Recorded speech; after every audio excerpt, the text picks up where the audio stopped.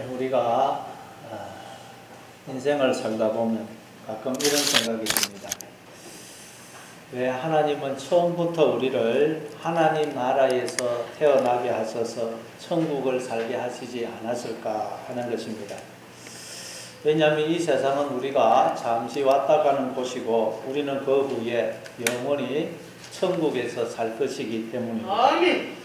그러면 도대체 무엇 때문에 하나님은 나를 이 세상에 보내어 인생을 살게 하셨을까 하는 것입니다.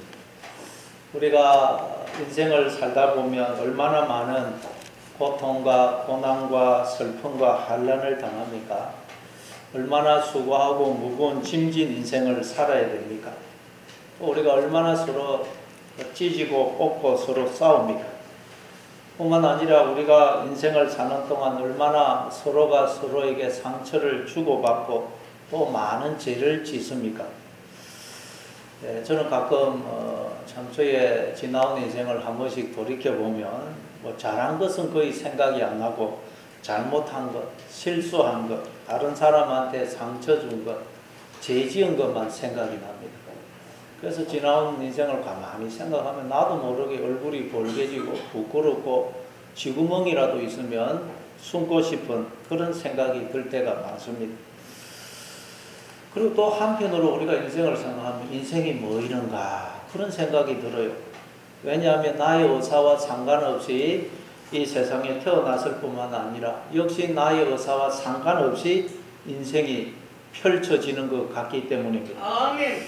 여러분 중에 여러분 인생이 여러분 뜻대로 계획대로 생각대로 다 이루어지신 분이 있습니까?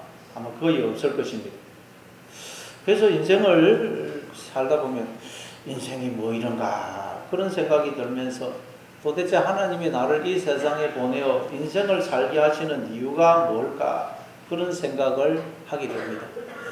아마 여러분도 그런 생각을 한 번쯤은 다 해보셨을 것입니다. 여러분 그러면 하나님이 처음부터 우리를 하나님 나라에서 태어나게 해서 계속 천국에서 살게 하시지 않고 왜 우리를 이 세상에 보내어 인생을 살게 하셨을까요? 어차피 우리가 이 땅은 잠시 살다 가는 것이고 그리고 천국에서 영원히 살 것인데 처음부터 천국에서 태어나게 하시면 얼마나 좋겠어요. 그러면 우리가 죄도 안 지을 수 있고 그 이유가 뭘까요? 도대체 오늘 본문은 거기에 대해서 말씀을 하고 있습니다.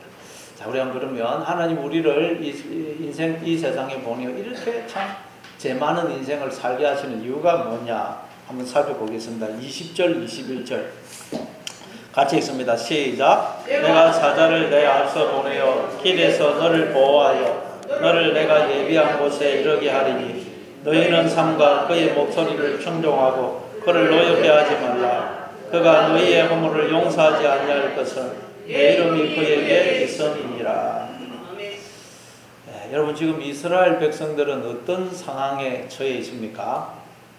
애굽을 나와 가나안 땅에 들어가기 위해서 지금 광야 생활을 하고 있습니다. 그들은 애굽을 나와 가나안 땅에 들어가겠다는 생각을 한 번도 한 적이 없습니다. 그들은 우리를 애굽 땅에서 끄집어내어 가나안 땅에 들어가게 해 주십시오 라고 요구한 적도 없어요. 근데 어느 날 갑자기 하나님이 모세를 그들에게 보내어서 내가 너희 조상들에게 주리라고 약속한 가나안 땅을 너희에게 주겠다 그러시면서 그들을 애굽에서 끄집어내 주셨어요. 그래서 이들은 큰 기대를 가지고 모세를 따라 애굽을 나왔어요.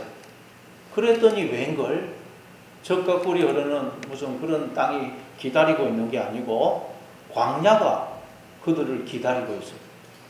그들은 40년 동안 광야 생활을 하게 됩니다. 여러분 광야는 어떤 곳입니까? 광야는 한마디로 사람이 살 수가 없는 곳입니다. 낮에는 덥고 밤에는 춥고 농사를 지을 수가 없기 때문에 양식을 구할 수가 없고 물이 없는 곳입니다. 40년 동안 텐트 생활해요. 텐트 생활. 그러니 제대로 씻지도 못하고 화장실도 불편하고 또 그리고 늘 광야에서는 걸어야 됩니다. 그리고 불뱀과 정갈이 있는 건조한 땅입니다. 이건 이스라엘 백성들은 전혀 생각지도 않은 것입니다. 그런데 하나님이 일방적으로 이들을 애굽에서 끄집어내어 광야를 살게 하신 것입니다. 그래서 이스라엘 백성들은 틈만 나면 모세에게 왜 애굽에서 잘 살고 있던 우리를 끄집어내어서 이 광야에서 죽게 하느냐? 우리는 다시 애굽으로 돌아가겠다. 그러면서 불평과 원망을 쏟아내는 것입니다. 이거 마치 애들이 부모한테 왜 날 낳았냐고 그러는 것 같고, 우리가 하나님께 하나님 왜 저한테 물어보지도 않고 저를 이 세상에 태어나게 하셔서 이런 인생을 살게 하십니까? 하고 항의하는 것과 같습니다. 왜냐하면 우리도 나를 이 세상에 태어나게 해달라고 요구한 적이 없어요. 아멘. 근데 어느 날 보니까 내가 이 세상에 또 태어나 있어요. 그리고 태어났기 때문에 할 수 없이 인생을 사는데, 인생을 살아보니 웬걸 인생이 광야 인생. 그래서 우리는 하나님한테 하나님 왜 나한테 물어보지도 않고 나를 이 세상에 태어나게 하셔서 이런 인생을 살게 하십니까? 아무리 천국이 좋다 한들 이런 광야 인생을 거쳐서 천국에 가는 것이라면 저는 아예 안 태어나서 지옥에도 안 가고 천국도 안 가고 싶습니다. 그런 마음이 생겨요. 이스라엘 백성들이 지금 그렇습니다. 이럴 바에 차라리 애굽에서 안 나오는 게 더 낫겠다는 것입니다. 그런 그들에게 하나님이 뭐라고 말씀을 하시느냐? 내가 사자를 내 앞서 보내어 길에서 너를 보호하여 너를 내가 예비한 곳에 이르게 하겠다. 여기서 사자가 히브리어로는 말락, 헬라어로는 앙겔로스입니다. 사자, 천사 그런 뜻이죠. 그런데 히브리서 1장 7절에 보면 또 천사들에 관하여는 그는 그의 천사들을 바람으로 그의 사역자들을 불꽃으로 삼으시느니라. 여기서 그의 천사들을 바람으로 삼으신다. 이걸 정확하게 번역하면 바람이 퍼듐하고 천사 앙겔로스, 그는 퍼듐마로 그의 앙겔로스를 포예오 창조하신다라는 뜻이에요. 여러분, 하나님이 영을 퍼듐마를 부어서 창조하신 존재가 누구라 그랬어요? 우리 인간이죠, 인간. 그러니까 하나님은 나를 이 세상에 보내시기 전에 나를 수종들고 보호하고 인도해 줄 천사를 미리 다 보내놓으셨다는 거예요. 아멘. 그렇죠. 내가 이 세상에 뚝 태어나 보니까 부모님이 계시고 형제가 있고 친구가 있고 내 주변에 이웃이 있고 나중에 보니까 남편, 아내, 자녀가 다 주어져요. 그들은 여러분 나를 수종들도록 하나님이 보내신 천사인 거예요. 천사. 아멘. 여러분 주변의 모든 사람들은 하나님이 여러분을 수종들도록 보내신 하나님의 천사임을 믿으시기 바랍니다. 아멘. 우리가 눈과 귀가 열리게 되면 이걸 알게 됩니다. 그래서 마태복음 4장 11절에 보면 예수님이 마귀의 시험을 다 물리치시니까 이에 마귀는 예수를 떠나고 천사가 와서 수종들더라 그러죠. 무슨 말이냐? 전에는 마귀처럼 보이고 원수로 여겨졌는데 내가 하나님의 자녀로 거듭나니까 내 주변의 모든 사람들은 나를 수종들도록 보낸 하나님의 천사들하는 거예요. 천사. 아멘. 우리는 그 천사들의 수종을 통해서, 그들의 섬김과 수고와 희생을 통해서, 그리고 그들에게서 흘러나오는 하나님의 생명과 복을 먹고 살고 있는 것입니다. 아멘. 이처럼 여러분 천사를 다 보내줘. 내 주변에 천사들이 둘러서 있어요. 근데 더 놀라운 것은 이 천사가 내 안에도 들어와 있더라. 이 천사가 내 안에도. 여러분, 이스라엘 백성들이 애굽에서 나온 것은 두 가지 의미가 있다 그랬죠. 이스라엘 백성들이 애굽에서 나온 것 두 가지 의미가 있어요. 첫째는 존재가 아니었던 우리가 존재로, 없음이었던 우리가 있음으로 불러냄을 받은 것을 의미합니다. 아멘. 근데 하나님이 어떻게 우리를 애굽에서 이렇게 끄집어냈느냐? 없음이었던 우리를 있음으로, 존재가 아니었던 우리를 존재로 불러내셨느냐? 하나님이 없음이었던 우리 안에 사자로, 즉 영으로, 생명으로, 머리로 들어오셔서 하나가 되어 주심으로 우리를 애굽에서 끄집어내 주셨다는 거예요. 없음이었던 우리를 있음으로, 존재가 아니었던 우리를 존재로 불러내어 주셨다는 거예요. 감사합니다. 그래서 예레미야 31장 31절 이하에 보면 하나님 이렇게 말씀하시죠. 앞으로 내가 너희들과 새 언약을 맺을 것인데 그 새 언약은 내가 너희들을 애굽에서 이끌어내던 때에 맺었던 언약과 다를 것이다. 그때는 내가 너희들의 남편이 되어 너희들의 손을 잡고 너희들을 애굽에서 이끌어내었지만 너희들이 내 언약을 깨뜨렸다. 그래서 앞으로 내가 너희들과 맺을 새 언약은 내 영을 너희 속에 두고 내 말을 너희 마음에 기록을 하겠다. 그래서 나는 너희의 하나님이 되고 너희는 내 백성이 될 것이다. 그렇죠? 아멘. 하나님이 이스라엘 백성을 애굽에서 이끌어내신 것을 두고 내가 너희들의 남편이 되어 손을 잡고 이끌어내 주셨다 그래요. 이 말은 하나님이 영으로 사자로 머리로 우리 안에 장가를 와주셔서 하나가 되어 주심으로 없음이었던 우리를 있음이 존재가 아니었던 우리를 존재가 되게 해주신 것을 의미하는 것입니다. 그래서 저와 여러분이 이렇게 다 생명으로 존재하고 있다는 거예요. 아멘. 이처럼 모든 인간은 하나님이 그 안에 사자로 영으로 머리로 생명으로 들어오셔서 하나가 되어 주심으로 즉 결혼을 해 주심으로 모든 인간들이 이렇게 생명으로 생명으로 존재하는 것입니다. 그래서 하나님은 지금도 우리의 사자가 되셔서 머리가 되셔서 목자가 되셔서 우리 앞서 항상 우리를 지키시고 보호하시고 복을 주시고 우리를 가장 복된 길로 인도하고 계시다는 거예요. 감사합니다. 이게 우리의 인생이라는 것입니다. 아멘. 그런데 문제는 우리가 우리 앞에 있는 그 사자를 알아보지 못하고 그 사자를 죽여버렸다는 거예요. 그리고 우리가 그 사자가 머리가 목자가 되어버린 거예요. 그러나 우리는 머리가 될 수 없다고 그랬죠. 목자가 될 수 없어요. 몸이 어떻게 머리가 될 수 있겠어요? 그 머리는 가짜 머리, 가짜 목자입니다. 그 가짜 머리를 성경은 뱀이라 마귀라 사탄이라 죄라 육신의 생각 거짓 자라 그러는 거예요. 그걸 또 사탄의 사자라 그래요. 그래서 하나님을 떠난 인생, 하나님을 죽여버린 인생의 앞에는 뭐가 있겠어요? 하나님이 사자로 계시는 게 아니고 사탄의 사자가 죄가 가짜 머리가 항상 앞에 있는 거예요.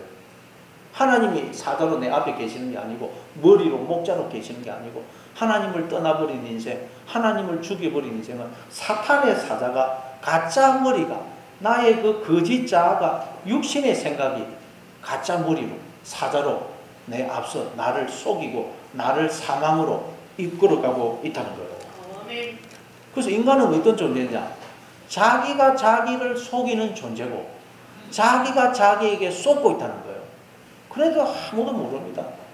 끊임없이 자기가 자기를 속이고 있고 자기가 자기에게 쏟고 있어요. 근데도 아무도 이걸 모르더라는 거예요. 그래서 우리는 이제 그 가짜 머리, 가짜 남편, 가짜 하나님과 짝이 되어서 진짜 남편이신 하나님을 그냥 뺨을 때리고 욕하고 침 뱉고 옷을 벗기고 다 빼앗고 그 진짜 남편이신 하나님을 죽이더라고요. 그건 여러분 내가 나에게 주어진 생명을 죽이는 거예요. 왜? 하나님이 나의 생명이시거든요.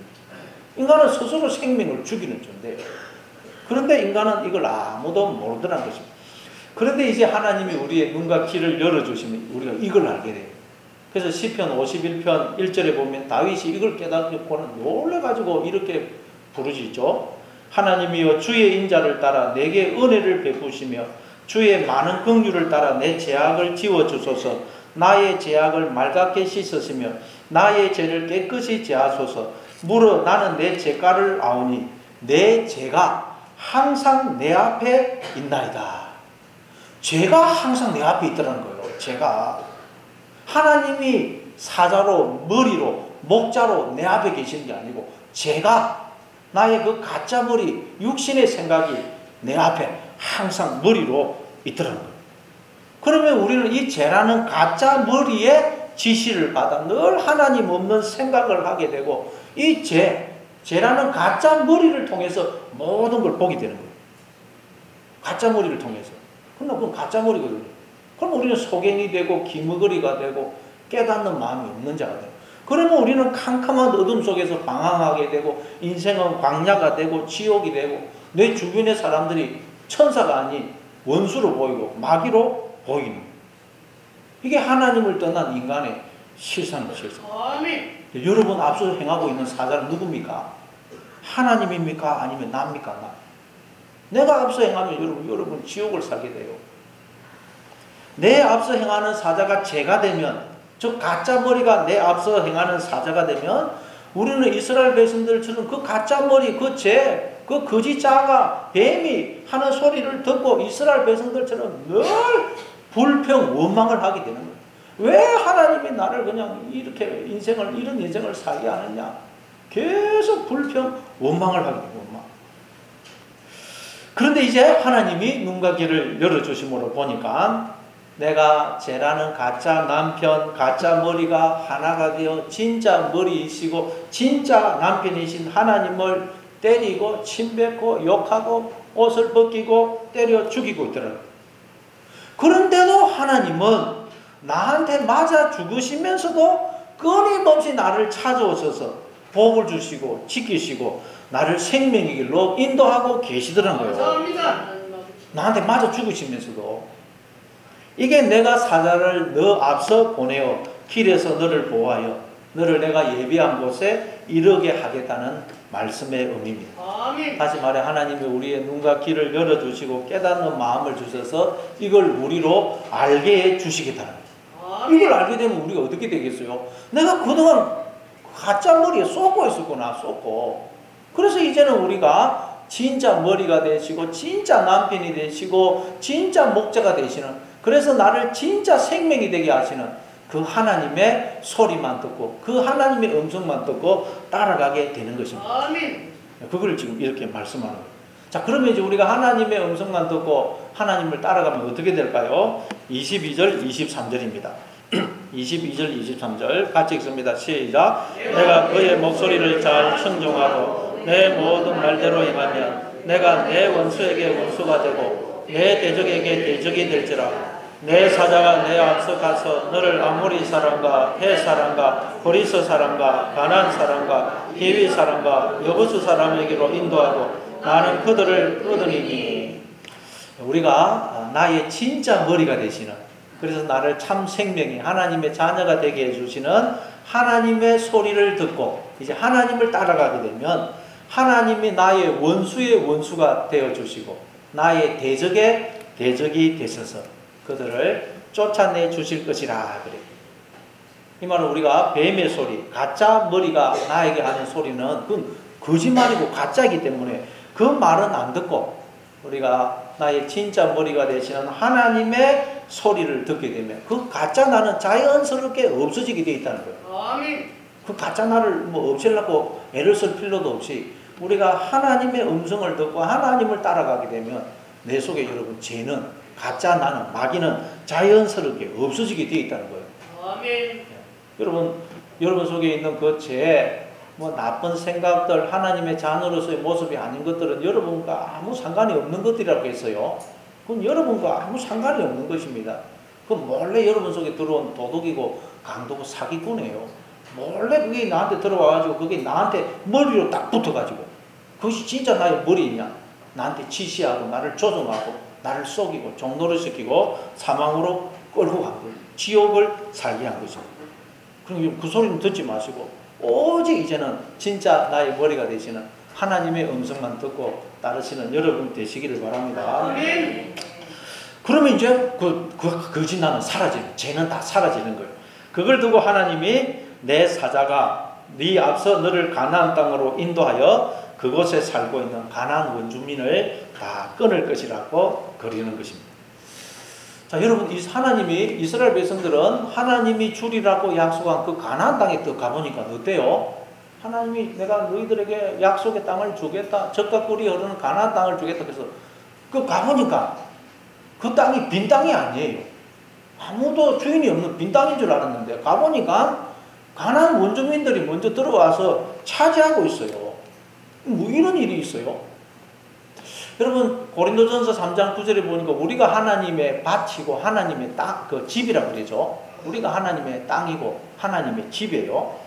그런데 하나님이 거하셔야 할 하나님의 집인 이 나라는 존재 안에 하나님보다 먼저 들어와서 이 나를 차지하고 주인 행세를 하고 있는 자가 있더라는 거예요. 내 속에.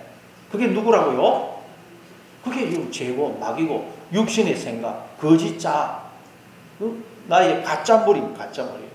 그걸 가나안 원주민으로 설명하는 거예요.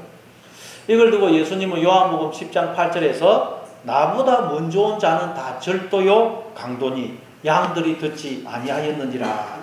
예수님이, 즉 하나님이 내 안에 주인으로, 머리로, 남편으로 들어오셨더니 이 내 안에 먼저 들어와서 하나님의 집이요 신부인 나를 먼저 차지하고 주인 행세하고 있는 자가 있더라는 거예요. 내 속에 가나안 원주민들이 꽉 들어있다는 거예요. 죄가, 나의 거짓 자아가, 육신의 생각이 꽉 차 있어요. 내 속에 하나님의 자녀로서의 모습이 아닌 것들이 나에게 꽉 차 있더라는 거예요. 근데 예수님이 하면 그거 뭐라고요? 강도고 도둑이라는 도둑. 여러분께 있는 그 죄, 나쁜 생각, 여러분 속에 있는 그 죄성, 하나님의 자녀로서의 모습이 아닌 것들, 그건 여러분께 아니라 여러분과 아무 상관이 없는 것들이라. 몰래 들어온 도둑이고 강도고 사기꾼이라. 그게 여러분께 머리로 딱 붙어가지고, 그게 진짜 여러분의 머리냐, 여러분을 속이고 조종하고 종노릇 한 것입니다. 그래서 그 사기꾼의 말은 안 들으면 그뿐이라. 안 들으면 그 사기꾼 말은 여러분 듣지 마시기 바랍니다. 세상에서 들려오는 소리, 여러분 안에서 들려오는 그 뱀의 소리, 부정적인 소리, 비관적인 소리, 너 그래가지고 뭐가 되겠어? 넌 이제 망했어? 하나님도 이제 너를 사랑하시지 않아? 넌 희망이 없는 자야. 그 소리는 들을 필요가 없다. 그 가짜 소리란 가짜 소리. 거짓말이라는 거예요. 오직 하나님의 소리. 너는 내가 사랑하는 아들이며 내가 기뻐하는 자야. 내가 늘 너와 함께하면서 복을 주고 지키고 가장 복된 길로 인도하고 있어. 그러니 너는 아무것도 두려워하거나 염려하지 말고 오직 내 말만 듣고 항상 기뻐하고 감사하고 사랑하면서 살아. 여러분 이 하나님의 소리만 들으시기 바랍니다. 다른 소리는 다 가짜는 가짜. 자, 우리가 하나님의 이 소리만 듣게 되면 어떻게 되느냐? 24절부터 26절. 24절부터 26절입니다. 시작. 너는 그들의 신을 경배하지 말며 섬기지 말라. 그들의 행위를 본받지 말고 그것들을 다 깨뜨리며 그들의 주상을 부수고 내 하나님 여호와를 섬기라. 그리하면 여호와가 너희의 양식과 물에 복을 누리고 너희 중에서 병을 제하리니 내 나라에 낙태하는 자가 없고 임신하지 못하는 자가 없을 것이라. 내가 너희의 날수를 채우리라. 그리고 그들의 신과 또 그들의 주상을 다 깨뜨리라 그러죠. 그들의 신, 주상, 우상을 가리킵니다. 그럼 우상은 우리의 가짜 머리, 거짓 자, 가짜 하나님. 저 우리에게 있는 하나님 없는 생각을 가리킵니다. 생각. 그걸 무너뜨리라는 거예요. 그 생각이 꼭 나거든요. 그러니까 여러분 이거 뭐예요? 나의 생각을 무너뜨리는 거예요. 거짓 나를 무너뜨리라는 거예요. 우리의 옛 마음, 그걸 무너뜨리라는 거예요.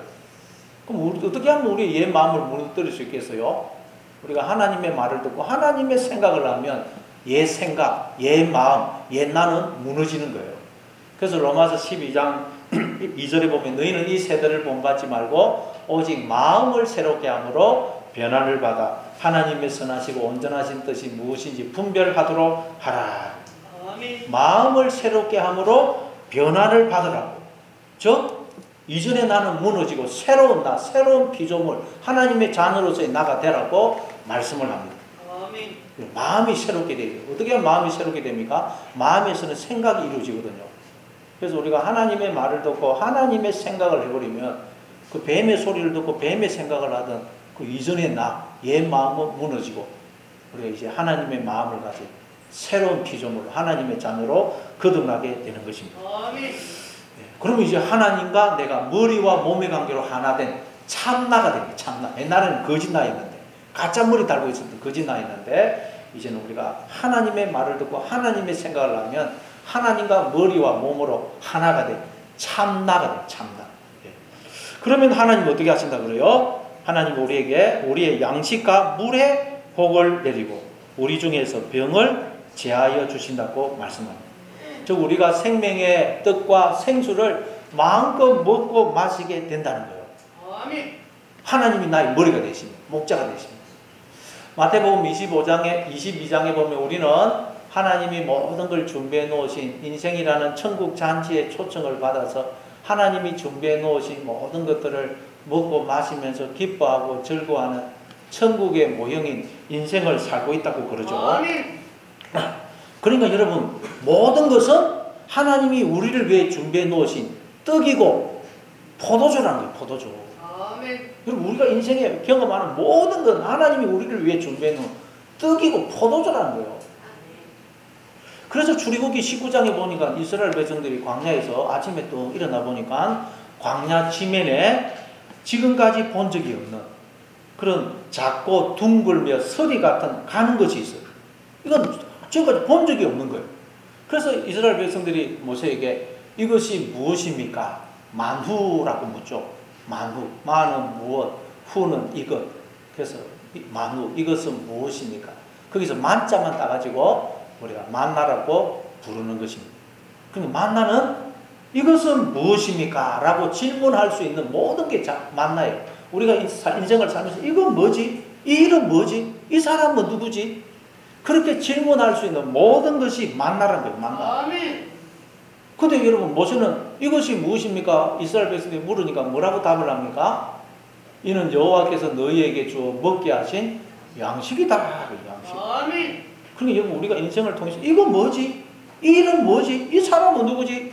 그 모든 건 하나님이 우리에게 주어 먹게 하신 양식이라는 양식. 아멘. 그 모든 것 안에는 하나님의 은혜와 사랑이 담겨 있다는 거예요. 아멘. 그래서 우리가 이 하나님의 마음을 품게 되면 이제는 항상 기뻐하고 범사에 감사하게 되는 거예요. 감사합니다. 이걸 두고 너희의 양식과 물에 복을 내리 복. 알고 봤더니 모든 게 하나님이 우리에게 주신 생명의 떡이고 생수고 포도주더라는 포도주. 아멘. 그리고 또 병을 제하여 주시는 병을. 그 말은 하나님이 우리의 머리가 되어 주시면 우리는 이제 온 몸이 그냥 기능이 회복이 되고 생명력이 왕성한 그런 존재가 된다는 말이에요. 머리가 하나님 우리의 머리가 되시면. 그러나 우리가 하나님을 몰아내고 가짜 머리를 달고 있으면 우리는 머리가 없는 자가 되어서 소경이 되고 기머거리가 되고 깨닫는 마음이 없는 자가 되고 손 마른 자가 되고 안전뱅이가 되고 중풍병자가 되는 거예요. 머리가 없는 몸이 뭘 할 수 있겠어요. 그러나 이제 하나님이 우리의 머리가 되시면 우리는 하나님의 그 머리 되심에 참여하여 모든 것을 바로 보고 듣고 깨닫게 됩니다. 또 하나님의 손이 되어 하나님의 생명과 복을 나눠주게 되고 병들고 절망에 빠진 자를 어루만져서 치유하고 살려주게 되고 하나님의 발이 되어서 또 다른 영혼들을 찾아가게 되고 우리는 기뻐 뛰고 노래하며 춤추고 절구하게 된다는 거예요. 아멘. 그런 삶을 살게. 그러면 여러분 우리가 육체적으로도 면역력이 강해져서 건강하게 되는 것입니다. 아멘. 그리고 또 뭐라 그러냐? 내 나라에 낙태하는 자가 없고 임신하지 못하는 자가 없을 것이고 내가 너희의 날수를 채울 것이다. 낙태하는 자가 없을 것이다. 그리고 임신하지 못하는 자가 없을 것이다. 이사야서 7장 14절에 보니까 보라 처녀가 잉태하여 아들을 낳으리니 그 이름을 임마누엘이라 하리라. 그러죠. 처녀라는 말은 두 가지 의미가 있다고 그랬어요. 첫째는 남편이 없어서 처녀는 남편이 없어서 씨를 생명을 잉태할 수 없는 자. 생명을 잉태하지 못하면 어떤 존재예요? 죽은 자, 없음이에요, 없음. 그래서 처녀는 첫째 없음, 존재가 아닌 자를 상징합니다.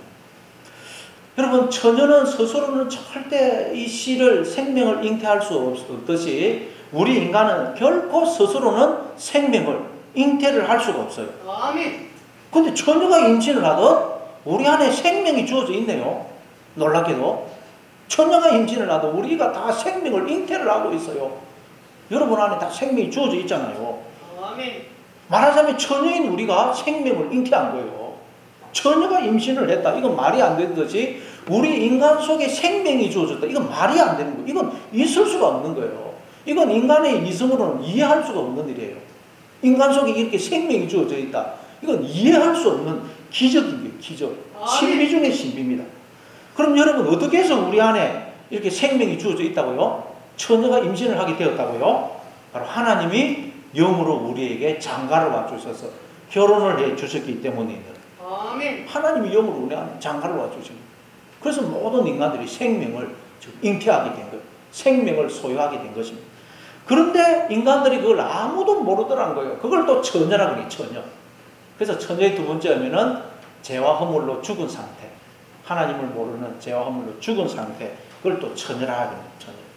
그런데 이제 하나님이 우리의 눈과 귀를 열어주시고 깨닫는 마음을 주시면 그걸 알게 돼요. 내 속에 이렇게 생명이 주어진, 그냥 주어진 게 아니고 나는 전혀라 절대 스스로는 생명을 잉태할 수 없는데 하나님이 내 안에 영으로 장가를 와주시고 결혼을 해주심으로 내가 이렇게 생명을 소유한 자가 된 것이구나 깨닫게 되는 거예요. 그걸 두고 처녀가 잉태하여 아이를 낳을 것이다. 그걸 그래서 마리아, 처녀 마리아가 성령으로 잉태하여 예수를 낳는 것으로 우리에게 설명을 하겠습니다. 그래서 우리는 이제 여러분 하나님이 내 안에 영으로 장가를 와줘서 하나가 되어주심으로 내가 생명을 소유한 자, 잉태한 자가 되었다는 걸 알게 된 거예요. 그래서 우리 이걸 알기 때문에 낙태할 일이 없게 된 것입니다. 낙태할 일. 그리고 날수를 채워주겠다 그래요. 날수를 채워준다는 말은 단순히 우리로 뭐 여기 이 땅에서 오래 살게 해주신다는 그런 의미가 아니고, 여러분 날수가 차야 아이를 낳죠. 날수를 차야 아이를 낳습니다. 날수가 안 차면 아이를 못 낳아요. 아무리 빨리 아이를 낳고 싶어도 10달이 차야 아이를 낳습니다. 이 말은 하나님이 우리로 하여금 반드시 날수를 채워서 예수라는 아들을 낳게 해주겠다는 말이에요. 감사합니다. 이 말은 반드시 하나님이 우리의 눈과 귀를 열어주시고 깨닫는 마음을 주심으로 내가 하나님의 자녀로, 내가 하나님 품속에 있고 하나님은 내 안에 영으로 계시고 하나님과 내가 하나구나. 그래서 하나님이 끊임없이 나와 함께 하시면서 복을 주시고 지키시고 나를 가장 복된 길로 인도하는 그런 생을 살고 있구나 하는 것을 깨닫게 해 주시겠다는 말이에요. 아멘. 이게 날수를 채워주겠다. 날수를 채워야 여러분 아들을 낳습니다. 우리가 하나님의 자녀로 출생을 해요.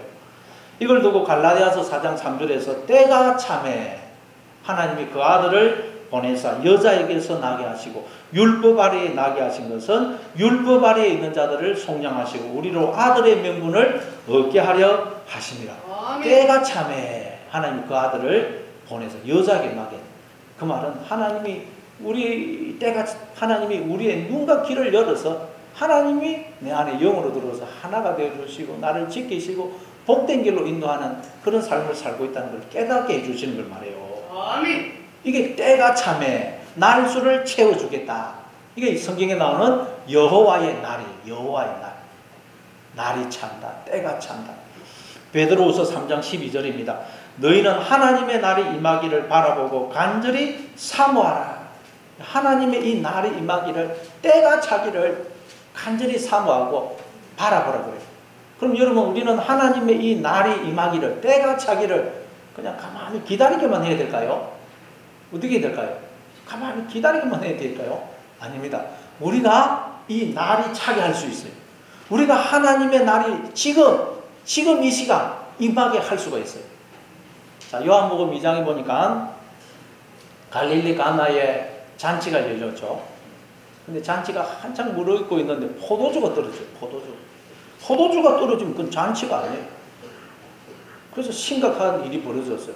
그런데도 예수님이 그 잔치에 초대를 받았는데도 예수님은 아무런 간섭을 안 했어요. 아무런 역사를 안 했어요. 그래서 예수님의 어머니 마리아가 와가지고 포도주가 떨어졌나이다 그러니까 예수님이 이 일이 나와 무슨 상관이 있습니까? 내 때가 아직 이르지 아니하냐이다 그래. 아직 내 때가 하나님의 날이 안 임했다는 거예요. 왜 그럴까요? 예수님을 그 잔치집에 초청은 했지만 예수님을 주인으로 왕으로 모신 게 아니고 손님으로 모셨거든요. 저 구석에 그냥 예수님을 내버려둔 거예요. 그러니까 예수님이 역사를 하실 수가 없는 거예요. 하나님의 때가 임하지 않는 거예요. 그러니까 이 마리아가 푸득 깨닫고는 종들에게 무슨 말씀을 하시든지 그대로 복종하라 그러죠. 드디어 예수님을 주인으로 왕으로 모셔드는 거예요. 그랬더니 예수님이 물로 포도주를 만드시더라고요. 아멘. 여러분 이 하나님의 날이 지금 임하게 할 수 있다는 거예요. 어떻게 하면요? 하나님은 내 인생의 주인으로 왕으로 모셔드리면 그 하나님의 통치를 다스림을 받아들이면 지금 하나님의 날이 임하게 되는 거죠. 아멘. 내 인생에 포도주가 넘치는 기쁨이 넘치는 그런 잔치로 우리 인생이 바뀌게 되는 것입니다. 아멘. 날마다 주님을 여러분 인생의 주인으로 왕으로 모셔드림으로 포도주가 넘치는 기쁨이 넘치는 그런 잔치 인생이 되시기를 바랍니다. 아멘. 자, 우리 한번 또 27절, 28절 한번 읽어보겠습니다. 27절, 28절 같이 읽습니다. 시작. 내가 내 위엄을 내 앞서 보내어 내가 이를 곳에 모든 백성을 물리치고 내 모든 원수들이 내게 등을 돌려 도망하게 할 것이며 내가 왕벌을 내 앞에 보내리니 거버리 히위 족속과 가나안 족속과 헷 족속을 내 앞에서 쫓아내리라. 하나님이 하나님의 위엄과 왕벌을 보내어서 가나안 땅에서 그 원주민들을 쫓아낼 것이라고 말씀합니다. 그래서 위엄이라는 말은 에마인데 두려움, 공포, 경외 그런 뜻입니다. 그리고 왕벌이라는 건 이렇게 나오는데 이 왕벌이라는 단어가 이게 성경에서 3번 정도 나와요. 이게 도대체 뭔지를 잘 모르겠는데 이 왕벌이라는 것을 하여튼 어떤 이렇게 쏘는 어떤 존재를 말해요. 근데 요한계시록 9장에 보니까 그 5번째 나팔을 보니까 무저경이 열리면서 그 무저경에서 연기가 나오고 그 연기 속에서 황충대가 나오죠. 황충이라는 말은 메뚜기를 해요. 메뚜기. 근데 그 메뚜기에게 정발과 같은 쏘는 권세가 주어지다. 쏘는 권세. 그럼 여러분 이 메뚜기 왕벌 다 같은 의미예요. 뭔가 우리에게 쏘아가지고 고통을 주는 그런 존재를 말해요. 그럼 이게 무슨 말이냐? 하나님의 위엄과 왕벌을 보내어서 원수들을 쫓아내겠다는 거예요. 이게 무슨 말이냐? 하나님이 우리의 눈과 귀를 열어주시면 우리는 내가 누구며 또 내가 어떻게 해서 이렇게 생명으로 존재하는지를 알게 됩니다. 보니까 나는 그냥 존재하는 게 아니더란 거예요. 하나님이 나의 머리가 되어 주셔서 끊임없이 몸이 나에게 영을, 생명을, 당신의 전부를 주시는 사랑을 베풀어 주심으로 내가 생명으로 존재하고 있더라는 거예요. 그런데 문제는 내가 머리의 자리에 앉아가지고 하나님을 머리의 자리에서 끄집어내고 내가 머리의 자리에 앉아서 하나님이 주시는 그 영을 세상의 영으로 바꾸어서 자꾸 육신의 생각을 하게 하더라는 거예요. 그래서 그 육신의 생각이 왕벌이 되어서 메뚜기가 되어서 내 안에 생명으로 들어오신 그 하나님을 공격하고 때리고 죽이더라고요. 그 육신의 생각이 왕벌이 되고 메뚜기가 되어서 내 안에 있는 생명과 평안을 다 깔아먹고 있더라고요. 깔아먹고. 육신의 생각은 사망이고 영의 생각은 생명과 평안이라고 그러죠. 하나님이 주시는 그 영을 인간들이 가짜머리가 되어서 그걸 여러분 세상의 영으로 바꾸고 악령으로 바꿔버려요. 그래서 육신의 생각을 함으로 육신의 생각이 왕벌이 되고 메뚜기가 되어서 내 안에 생명으로 들어오신 하나님을 죽이는 거예요. 그 말은 여러분 내가 스스로 내 안에 있는 생명과 평안을 다 깔아먹고 있는 육신의 생각이 메뚜기가 되어서 그런데도 하나님은 그런 나에게 맞아 죽으시면서도 끊임없이 나를 찾아오셔서 당신의 생명을 전부를 주시는 사랑을 베풀어 주고 계시다는 거예요. 그래서 내가 이렇게 존재하고 있더라는 거예요. 이건 우리가 상상도 못한 일이죠. 이건 너무도 충격적인 일이에요. 모든 인간들이 이렇게 해서 생명을 존재하고 있다는 거예요. 이건 여러분 우리가 상상도 못한 일이에요. 다시 말해 내가 이렇게 생명으로 존재한다는 말은 하나님으로부터 당신의 전부를 주시는 사랑을 받고 있기 때문이더라는 거예요. 하나님은 죽음 마땅한 죄인인 나에게 당신의 전부를 주시는 그 사랑을 변함없이 영원토록 베풀어 주고 계시더라는 거예요. 이걸 알면 우리는 어떻게 되겠어요? 충격을 받게 돼요. 충격을. 와, 입을 다물게 돼요. 그동안 하나님 앞에 불평 원망 쏟아내는데 하나님 앞에 입을 다물고 그냥 엎드리게 돼요. 엎드리게. 욥기서 42장 3절에도 보면 욥도 막 그전에는 하나님 앞에 이런 불평 원망 막 쏟아내다가 이걸 알고 나서 뭐라 그래요? 너무 놀래가지고 하나님 그동안 제가 아무것도 모르면서 함부로 입을 놀렸네요. 죄송합니다. 그러면서 제 가운데 엎드려 회개합니다. 여러분 이걸 두고 위험, 두려움, 경외. 하나님을 경외하라는 말은 이걸 알고 그동안 알지도 못하면서 함부로 말하던 그 입을 다물고 이제는 하나님을 머리로 주인으로 모시고 이제는 하나님의 말만 듣고 하나님의 생각을 하고 하나님의 말을 하는 자가 되라는 거예요. 이게 하나님을 경외하라는 말이에요. 내가 이렇게 해서 하나님으로부터 이런 사랑을 받아서 내가 이렇게 생명으로 존재하고 있다는 거예요. 그러면 내 속에 있는 죄가 가나안 원주민이 다 사라지게 되는 것입니다. 자, 우리 한번 29절 또 한번 30절 읽어보겠어요. 29절 30절 같이 읽습니다. 시작. 그러나 그 땅이 황폐하게 되므로 들짐승이 번성하여 너희를 해할까요? 1년 안에는 그들을 내 앞에서 쫓아내지 아니하고 내가 번성하여 그 땅을 기업으로 얻을 때까지 내가 그들을 내 앞에서 조금씩 쫓아내리라. 하나님 가나안 땅에 있는 원주민을 한꺼번에 몰아내면 그 땅이 항폐하게 되어 늘 짐승들이 번성하여 우리를 해할 수도 있기 때문에 우리가 번성하여 그 땅을 기업으로 얻을 때까지 조금씩 가나안 원주민들을 쫓아내실 것이라고 말씀합니다. 예, 그렇죠. 우리 속에 있는 이 죄성, 참 하나님의 자녀로서의 모습이 아닌 것들, 이걸 하나님이 한꺼번에 좀 확 없애주시면 좋을 텐데 하나님은 그러지를 않으신다는 거예요. 우리가 가나안 땅을 기업으로 얻을 때까지, 그 말은 우리가 하나님의 마음을 품은 하나님의 자녀로 온전히 자랄 때까지 하나님 우리 속에 있는 이 죄를, 가나안 원주민을 조금씩 없애주신다는 거예요. 왜 그럴까요? 왜 한꺼번에 없애주시면 될 텐데. 이걸 마태복음 13장에서 예수님이 이렇게 설명을 하십니다. 마태복음 13장 24절입니다. 예수께서 그들 앞에 또 비유를 들어 이르시되 천국은 좋은 씨를 제밭에 뿌린 사람과 같으니 사람들이 잘 때에 그 원수가 와서 곡식 가운데 가라지를 덧뿌리고 갔더니 싹이 나고 결실할 때 가라지도 보이거늘 집주인의 종들이 와서 말하되 주여 밭에 좋은 씨를 뿌리지 아니하였나이까? 그런데 가라지가 어디서 생겼나이까? 주인이 이르되 원수가 이렇게 하였구나. 종들이 말하되 그러면 우리가 가서 이것을 뽑기를 원하시나이까? 주인이 이르되 가만두라. 가라지를 뽑다가 곡식까지 뽑을까 염려하노라. 둘 다 추수 때까지 함께 자라게 두라. 추수 때에 내가 추수꾼들에게 말하기를 가라지는 먼저 거두어 불사르게 단으로 묶고 곡식은 모아 내 곡간에 넣으라 하리라. 천국은 좋은 씨를 제밭에 뿌린 사람과 같다는 거예요. 그러니까 하나님은 오직 우리에게 좋은 씨만, 성령만, 생명과 복만 주신다는 거예요. 절대 하나님은 여러분 우리에게 무슨 사망이나 저주를 내리지 않습니다. 근데 원수가 몰래 와가지고 가라지를 뿌렸다는 거예요. 가라지를. 그래서 밭에 이 곡식씨만 뿌렸는데 곡식하고 가라지가 이렇게 뚝 자라고 있는 거예요. 시골에서 농사를 지어보면 그 밭에다가 벼만 심었는데 피가 나있죠. 피가. 그걸 경상도는 피라 그러는데 겉으로 보면 곡식하고 벼하고 피하고 잘 구분이 안 됩니다. 그리고 밑에 보면 뿌리가, 이 곡식 뿌리하고 피 뿌리가 얽혀 있어요. 그래서 피를 확 뽑으면 곡식도 뿌리째 확 달려옵니다. 그래서 아주 조심을 해야 됩니다. 그래서 오늘 본문에도 종들이 그럼 우리가 가서 저 가라지를 뽑을까요? 그러니까 주인이 가라지를 뽑다가 곡식까지 뽑을까 염려하노라. 둘 다 추수 때까지 두라 그래요. 자, 이처럼 우리 속에는 하나님의 생각과 뱀의 생각, 이게 섞여 있다고. 섞여. 하나님의 생각, 참나와 거짓나가 섞여 있어요. 섞여 있어요. 죄가 나와 하나가 되어 있다는 거예요. 그래서 이 죄성을 한꺼번에 뽑으려고 하면 하나님의 자녀로서의 나도 손상을 입는 거예요. 손상. 예를 들자면 우리가 이 몸에 상처를 입으면 이 딱지가 생기죠. 이 딱지는 진짜 나의 그 살이라고 할 수가 없습니다.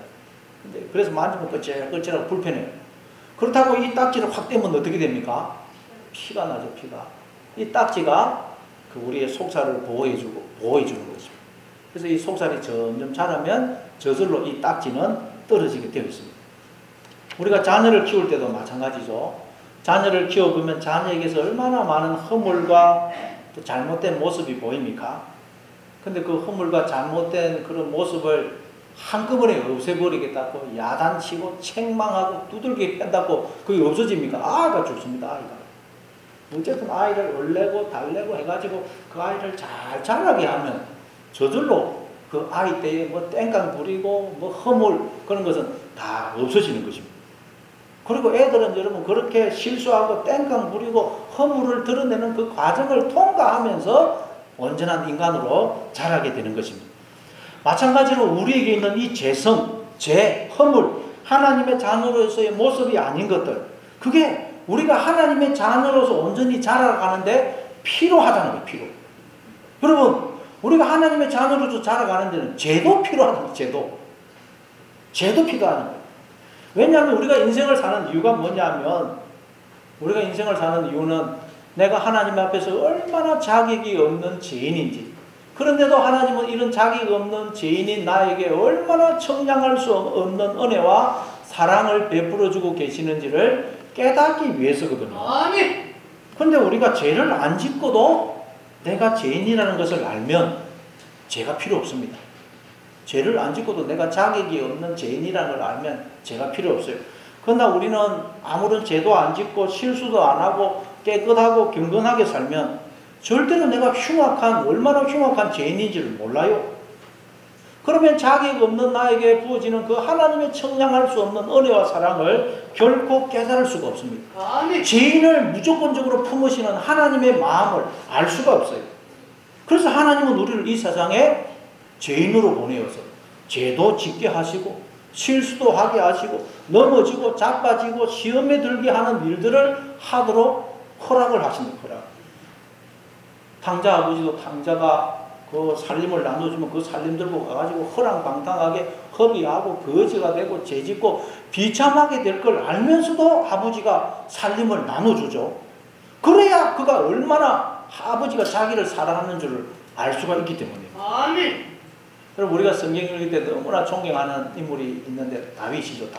다윗도 마찬가지. 성경을 읽다 보면 이 다윗이 바세바와의 그 범죄 사건만 안 지었다면 얼마나 좋을까 그런 생각이 들어요. 왜 이 죄를 지었을까? 이 죄만 안 지었다면 우리가 다윗을 볼 때마다 우리도 다윗처럼 삽시다, 다윗처럼 됩시다 그러면서 더 존경하고 애쓰려고 닮으려고 애를 쓸 것입니다. 근데 하나님은 다윗이 그 심각한 죄를 짓는 것을 허락을 하시답니다. 성경에 보면 하나님도 그 죄만 아니었다면 다윗은 흠이 없는 자라고 말씀을 하세요. 그런데도 하나님은 다윗이 그 죄를 짓는 걸 허락을 하시다.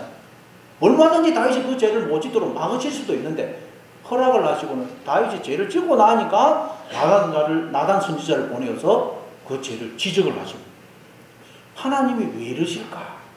그런 생각이 들어요.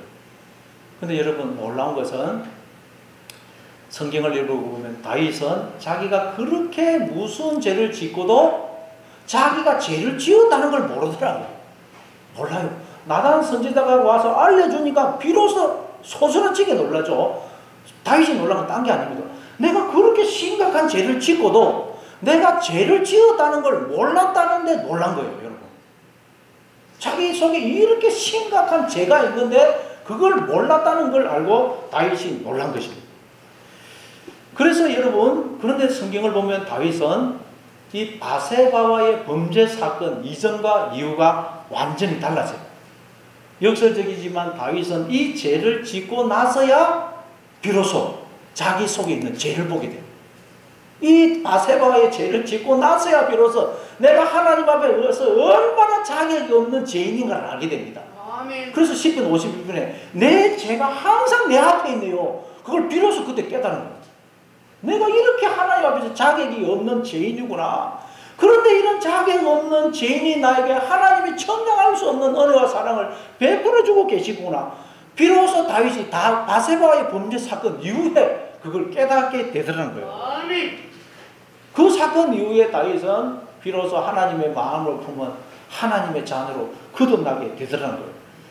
마찬가지로 여러분 우리도 다윗처럼 내 속에 얼마나 심각한 죄가 있는지 모릅니다. 내가 얼마나 흉악한 죄인인지를 몰라요. 그래서 하나님은 우리 속에 있는 그 가라지, 죄성을 그냥 두셔서 우리가 죄 짓는 것을 허락을 하신다는 거예요.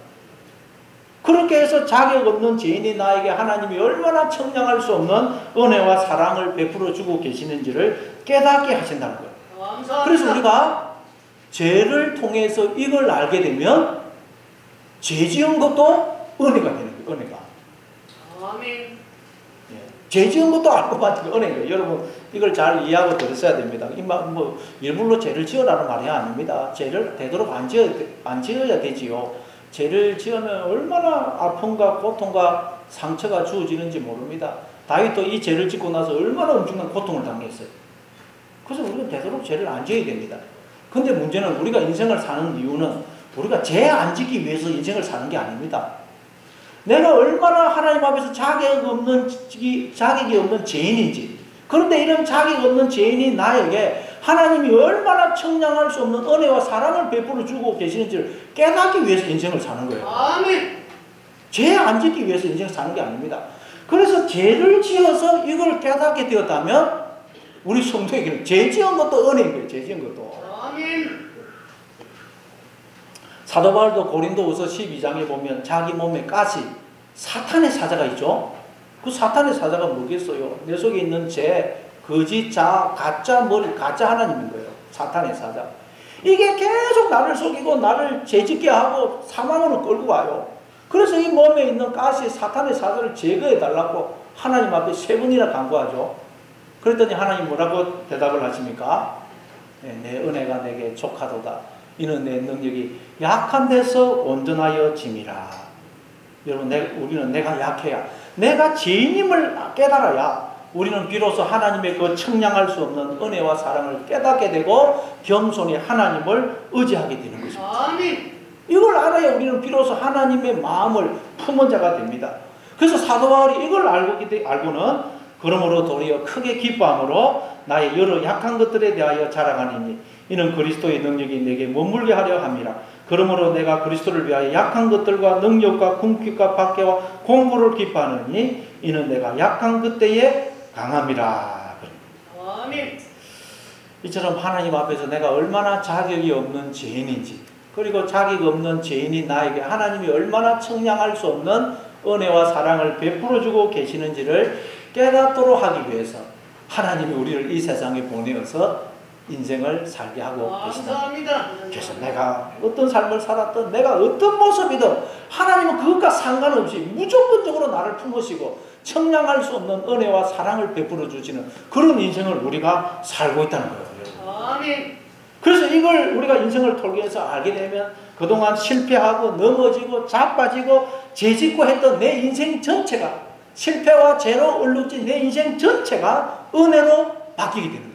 이걸 깨닫게 되면 축복으로 바뀌게 되는 거예요. 아멘. 왜냐하면 목적을 이뤘거든. 인생을 사는 목적을 이뤘거든요.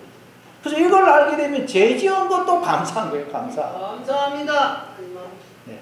아, 내가 하나님으로부터 이런 청량할 수 없는 은혜와 사랑을 받고 있구나.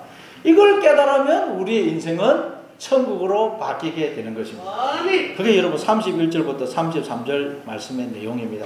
거기 보면 뭐 쭉 지경이 나오는데 이걸 깨달으면 우리가 이 땅에서 잃어버린 에덴을, 천국을 회복하게 된다는 그런 말씀입니다. 시간이 많이 지나서 그건 뭐 생략하도록 하겠습니다.